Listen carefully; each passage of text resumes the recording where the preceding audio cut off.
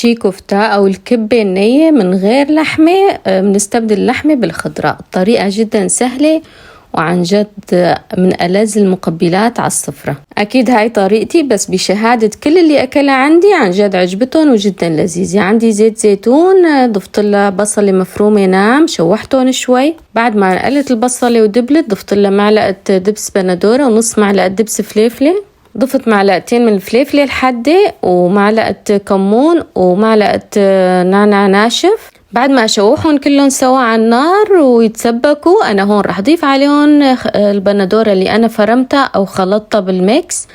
عندي كمية البندورة 4 أو 5 بندورات حسب حجم البندورة. أنا هون بعد ما أمزج البندورة مع الخليط رح أطفي الغاز وأضيف الملح، وبعد الملح رح أضيف البرغل اللي عندي، البرغل الناعم رح أضيف عليه بكمية أو حجم الكاسة اللي شايفينها، 1.5 كاسة بالضبط. أكيد رح أخلط البرغل اللي ضفته مع الخليط أو المزيج الموجود عندي. طبعا أنا النار عندي هون مطفية وهيك رح أغطي البرغل.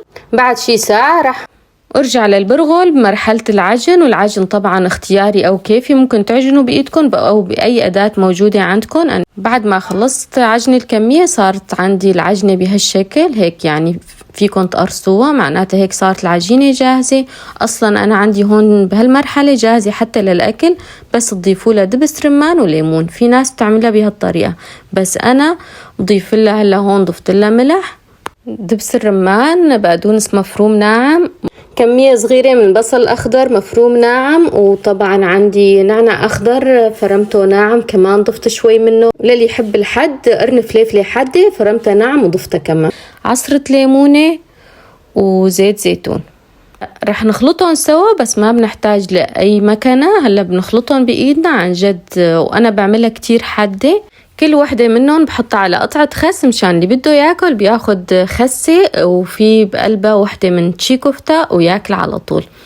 وبزينهم بالجوز. هون بيكون طبق المقبلات جاهز ومن ألذ الأطباق المقبلات. بنصحكم انكم تجربوها وصحة وألف هنا.